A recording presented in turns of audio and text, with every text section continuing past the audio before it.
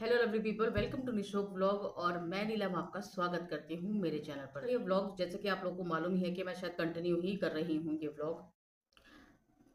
तो यहाँ पर मैं कुछ चीज़ें आप लोगों को बताना ज़रूरी समझती हूँ कि क्या है ना, कि बहुत सारे लोग ऐसे हैं जो ये सोचते होंगे कि यार ये लगती नहीं है कि ये बीमार है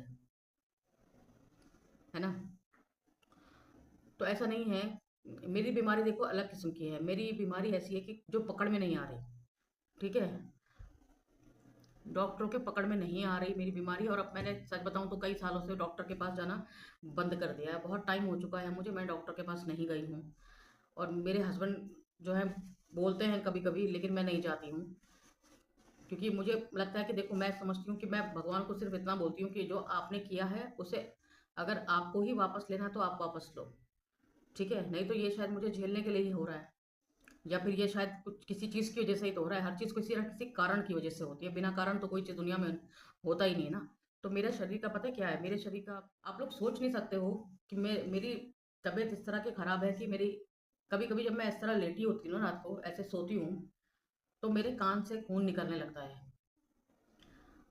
और मेरी नींद खुल जाती है। क्योंकि मुझे ऐसा लगता है मेरे कान से कुछ निकल रहा है, और फिर मेरे कान से खून निकलता है। हालांकि वो ज़्यादा नहीं निकलता, थोड़ा सा ही निकलता है। तो फिर मैं उसको टिश्यू से साफ करके फिर दोबारा सो जाती हूँ, टिश्यू लगा के यहाँ पर ऐसे टिश्यू लगा देती हूँ और फिर मैं सो जाती हूँ। तो वो अपने आप सूख जाता है। और मुझे ऐसे फील होता है कि जैसे छोटे छोटे जो वो होते हैं ना सेलुलाइट टाइप के, वो कान में बने हुए हैं, हर जगह मेरी बॉडी में बने हुए हैं छोटे छोटे सेलुलाइट से। तो वो अभी ऐसा नहीं है कि बिल्कुल खराब है, पहले बहुत ज़्यादा खराब थी। अब मेरी तबीयत काफ़ी हद तक ठीक है और भगवान की दया से ठीक है। और कुछ चीज़ें हैं जो हो रही हैं मेरे साथ, क्योंकि मुझे लगता है मैं ठीक हो रही हूँ। तो इन चीज़ों का मुझे क्या सच बताऊं, अब मेरे को ना इन चीज़ों की आदत पड़ गई है। ये कभी एयर ब्लीडिंग होना, इस तरह से मेरे को आदत पड़ गई है इन चीज़ों की। मुझे कोई फर्क नहीं पड़ता, कभी अचानक से मेरे बाल थोड़े झड़ने लग जाते हैं तो मुझे कोई फर्क नहीं पड़ता उनसे। मैं कहती हूँ देखो, नॉर्मल चीज़ें हैं, ऐसे मेरे लिए चीज़ें नॉर्मल हो गई हैं। बॉडी पेन होता है फिर भी मैं काम करती हूँ, बैठती हूँ तो भी काम करती हूँ। लेकिन जो मेरे हस्बैंड है ना, वो मुझे देखते हैं ना जब, तो उनकी आंखों में बहुत डर होता है। लोगों को ये मजाक लगता होगा।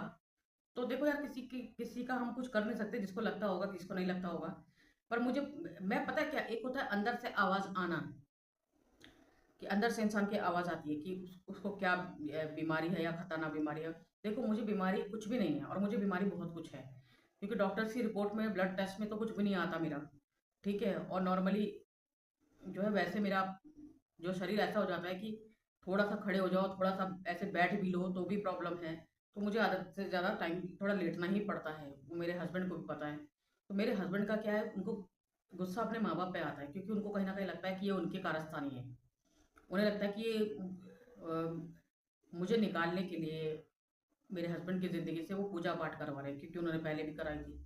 तो उनको इस चीज़ से गुस्सा आता है। तो यही कारण है कि मेरे हस्बैंड अभी जो है मेरे लिए, हमारे लिए पाठ करते हैं, एक एक घंटे का रोज रोज पाठ करते हैं माता का। और जब भी वो पाठ करने के बाद फिर वो मेरी जो जिस तरह करता है ना, वो टीका लगाना और मुझ पे गंगा जल डालना, पूरा मतलब वो बहुत टची मोमेंट होता है मेरे लिए। मैंने जिंदगी में जो पुण्य इस भगवान की नज़र में किया होगा ना, मुझे उस पुण्य का सिर्फ यही एक फल मुझे मिला है। और मुझे इस फल से सच में बहुत संतुष्टि है। तो मैं तो अपने हस्बैंड को ये भी बोल चुकी कि ये मेरी वसीयत है ना, विल है ये मेरी, कि जब अगर कहीं, देखो इंसान का कुछ भरोसा तो है नहीं आजकल। तो नॉर्मल इंसान भी कभी भी कुछ हो जाता है, चला जाता है कहीं ना कहीं। तो मुझे तो वैसे भी बीमारी है, लेकिन मैं फिर भी अपने हस्बैंड को हमेशा खुशी देखना चाहती हूँ, क्योंकि मैं उससे बहुत प्यार करती हूँ। तो मैंने अपने हस्बैंड को ये बोला है कि अगर मुझे कुछ हो जाए तो तुम अकेले मत रहना, क्योंकि मुझे पता है ये ना आदमी अकेले रहेगा, ये पागल है ये बिल्कुल। तो ये आदमी जो है, मैं नहीं चाहती कि आदमी अकेले रहे। तो मैंने कहा तुम अकेले मत रहना, अपने साथ किसी को रखना, शादी करना, अपने परिवार के साथ रहना, किसी लड़की को ढूंढना, कोई ढंग की लड़की को ढूंढना, किसी के साथ रहना। मैंने कहा तुम अगर अकेले रहोगे तो मुझे बिल्कुल अच्छा नहीं लगेगा। तो ये एक तरीके से ना, ये मेरी यही वसीयत है जो मैं उनको देके जाती हूँ। और मैं ये उनसे हमेशा कहती हूँ। अभी बीच में मेरी तबीयत बहुत ज़्यादा खराब होती थी, 2-3 साल पहले। तो तब मैं उनसे जब भी मेरी तबीयत खराब होती थी, तो मेरी तबीयत जब खराब होती है तो मैं रोती हूँ, बड़बड़ करने लगती हूँ। तो बस मैं उनके कंधे पर सर रख के बस उनको बोलती रहती हूँ, वो सुनते रहते हैं। या मैं कभी उनकी गोद पे सर रख के बोलती रहती हूँ और वो सुनते रहते हैं। तो मैंने उनको ये बोला था एक बार रोते रोते कि अगर मुझे कुछ भी हो जाए तो मेरे घर वालों को तुम्हें कुछ नहीं बताना है, मेरे सो कॉल्ड घर वालों को तुम्हें कुछ नहीं बताना है। तो वो कह रहे तुम पागल, दिमाग मत खराब करो। मैंने कहा तुम अगर ऐसे करोगे तो मुझे अच्छा नहीं लगेगा। तो मैंने कहा इसको मेरी अंतिम इच्छा ही समझो कि उनको नहीं बताना है, मुझे उनसे कोई लेना देना नहीं है।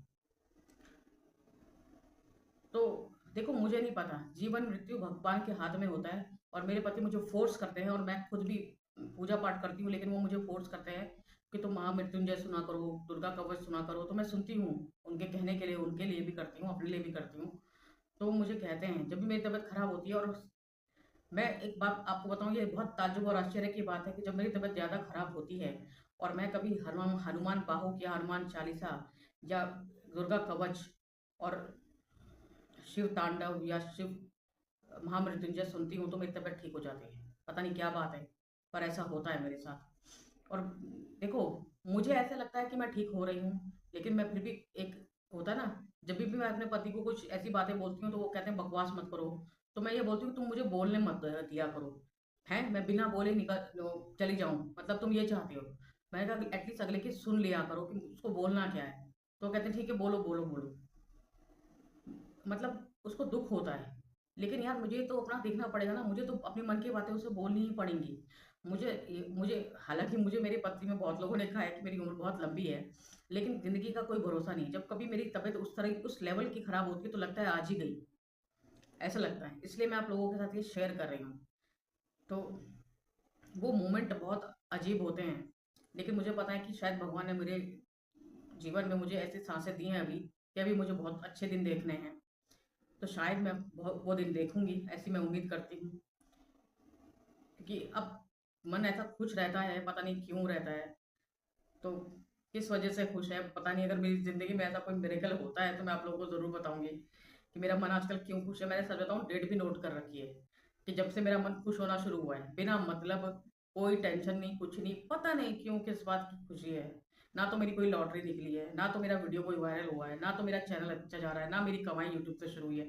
लेकिन पता नहीं क्यों इतना ज्यादा मेरा मन खुश हो रखा है कि मैं, इसको भगवान की कृपा ही कहेंगे शायद, या शायद आने वाली खुशी का कोई अंदेशा हो, कुछ भी हो सकता है। भगवान कब क्या कर दे कौन जाने। तो भगवान की तो ऐसी ही माया होती है। कहते हैं ना कि भगवान के घर में देर है पर अंधेर नहीं है। तो हो सकता है कि शायद देर के बाद अब वो अंधेर जो है वो हटने वाला हो हमारी जिंदगी से भी। पर सच में बताऊं, ये एक बिल्कुल अलग फीलिंग है मेरे साथ। ये इतना मुझे कभी हुआ नहीं कि मुझे सच में बिना मतलब के बहुत खुशी मिल रही है, और पता नहीं क्या हो रहा है, समझ ही नहीं आ रहा। लेकिन मन बहुत खुश है, भगवान जाने क्या है। तो बस फिर मेरे को यही बताना था कि मैंने अपने हस्बैंड को अपनी वसीयत भी दे रखी है कि भाई अकेले मत रहना, क्योंकि तुम अकेले रहोगे तो मुझे बिल्कुल अच्छा नहीं लगेगा। वो अलग बात है अगर मैं लंबा जी जाऊं तो, लेकिन आदमी को अपनी तरफ से पूरी बातें क्लियर करनी चाहिए और करनी भी पड़ती हैं। क्योंकि अगर आप किसी को प्यार करते हो तो आप उसको अपने उसमें बांध के नहीं रख सकते। मैं देखो, मेरी एक सिंपल सोच है कि प्यार खुली छूट और आज़ादी का मतलब होता है स्वतंत्र। अगर आप किसी को प्यार करते हो तो उसको खुला छोड़ो, स्वतंत्र छोड़ दो। अगर वो तुमसे प्यार करता है ना तो वो कहीं नहीं जाता। लेकिन अगर कोई तुमसे प्यार नहीं करता है तो आप उसे कितना भी बांध के रखो, कितना भी लालच दे के रखो, वो जाएगा ही जाएगा, क्योंकि वो आपसे प्यार ही नहीं करता। मैं तो अपने हस्बैंड को बोलती ही हूँ कि मैंने कहा देखो, मेरा मेरा वो सिस्टम नहीं है जैसे लोग करते हैं कि भाई हस्बैंड को कोई पसंद आ जाए या किसी को कोई पसंद आ जाए तो आदमी, पता नहीं क्यों लोग ऐसा करते हैं कि जो जो तुमसे प्यार नहीं करता उसको पकड़ के रखना है। भाई जो तुमसे प्यार ही नहीं करता उसको पकड़ के रखने की जरूरत ही क्या है। खैर, ये बातें बहुत लंबी हो गई हैं। तो बस मुझे आपको ये फीलिंग बतानी थी, और ये वीडियो भी मैंने आज शूट कर लिया है। 2 वीडियो मैंने शूट कर लिए हैं। अब मैं आपसे मिलती हूँ नेक्स्ट वीडियो में। उम्मीद करती हूँ कि ये दिवाली और ये आने वाला नया साल और ये धनतेरस आपके जीवन में खूब सारी खुशियाँ लेकर आए, और मेरी इस यूट्यूब फैमिली को दिन दुगनी रात चौगुना बढ़ाए। जिसकी भी जो इच्छा हो वो पूरी हो जाए। आज के लिए बस इतना ही। अगले वीडियो में मैं आपसे फिर मिलूंगी।